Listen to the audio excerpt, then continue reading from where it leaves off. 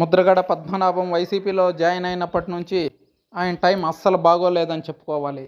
ముద్రగడకు స్వయంగా కుటుంబ సభ్యులే వ్యతిరేకంగా నినాదాలు చేస్తున్నారు. ముద్రగడ కూతురు ముద్రగడపై చేసిన వ్యాఖ్యలు ముద్రగడ దిగజారుడు భాషని బి గ్రేడ్ భాషలో సమాధానం చెప్పారు. నా కూతురు నా ప్రాపర్టీ కాదు అంటూ సంచలన వ్యాఖ్యలు చేశారు ముద్రగడ. పిఠాపురం రాజకీయం మరింత వేడెక్కింది. పవన్ను ఓడించడానికి వైసీపీ బలంగా ప్రయత్నిస్తుంది. ఇందులో భాగంగానే పిఠాపురం రాజకీయాల్లోకి కాపు ఉద్యమ నేతగా పేరొందిన ముద్రగడ పద్మనాభంను దింపింది వైఎస్ఆర్సీపీ. వైఎస్ జగన్మోహన్ రెడ్డి పొలిటికల్ స్ట్రాటజీస్ ఏ స్థాయిలో ఉంటాయో అందరికీ తెలిసిందే.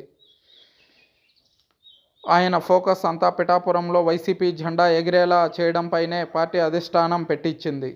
ఇందులో భాగంగా ఆయన పిఠాపురంలో వైసీపీ కార్యకలాపాలను దగ్గరుండి చూసుకుంటూ వైసీపీ అభ్యర్థి వంగా గీత, జనసేన అభ్యర్థి పవన్ కళ్యాణ్పై భారీ మెజారిటీతో గెలిచేలా వ్యూహాలు రచిస్తున్నారు. ఈ నేపథ్యంలోనే పవన్ కళ్యాణ్పై ముద్రగడ కీలక విమర్శలు కూడా చేస్తున్నారు. తాజాగా ఆయన విమర్శలు, వ్యవహార శైలిపై ఆయన కూతురు క్రాంతి స్పందించారు. వంగా గీతను గెలిపించడానికి కష్టపడొచ్చు, కానీ పవన్ కళ్యాణ్ను, నన్ను వ్యక్తిగతంగా విమర్శించే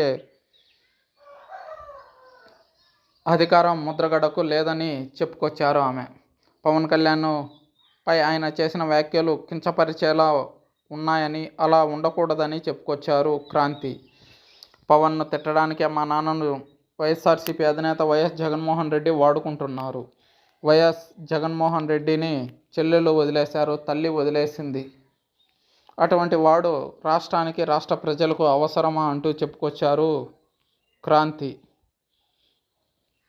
అయితే వైఎస్ జగన్మోహన్ రెడ్డి నీడలో పనిచేస్తున్న వైఎస్ఆర్సీపీ సెకండ్ గ్రేడ్ నాయకులందరూ కూడా తమ కుటుంబాలను, ఆడపడుచులను వదిలేయడం వాళ్ళకు ఆనవాయితీగా మారింది. లేదంటే పవన్ కళ్యాణ్ భార్యలను విమర్శించడమే వాళ్ళ ఎన్నికల లక్ష్యంగా పెట్టుకున్నారు.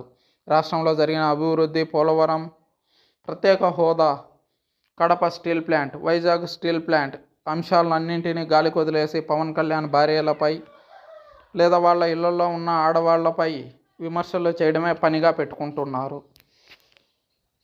అయితే ఆడపడుచులను ఉద్దేశించి జగనన్న అక్క చెల్లెమ్మలు అని సంబోధించడం, తిరిగి భార్య స్థానంలో ఉన్న ఆడపడుచుల్ని కించపరిచేలా మాట్లాడడం జగన్మోహన్ రెడ్డికే చెల్లిందని అభివర్ణించారు క్రాంతి. ఈ ఎన్నికలు పూర్తయిన తర్వాత జగన్మోహన్ రెడ్డి ఎటూ కాకుండా పోతాడు. జగన్మోహన్ రెడ్డి ఎటూ కాకుండా పోతే ఆయన నీడన బ్రతకాలనుకుంటున్న ముద్రగడ పద్మనాభం లాంటి వాళ్ళు, వల్లభనేని వంశీ, కొడాలి నాని లాంటి వాళ్ళ పరిస్థితి కుక్కలు చించిన ఇస్తరిలా తయారవుతుంది. వీళ్ళ రాజకీయ జీవితం చివరి దశకు చేరుకుంది కాబట్టి వాళ్ళు విచ్చలవిడిగా మాట్లాడుతున్నారు అని చెప్పుకొచ్చారు క్రాంతి. నేను పవన్ కళ్యాణ్ గెలుపు కోసం అహర్నిశలు కృషి చేస్తా. పవన్ కళ్యాణ్ కోసం నా సొంత ఖర్చులతో ప్రచారము చేస్తా.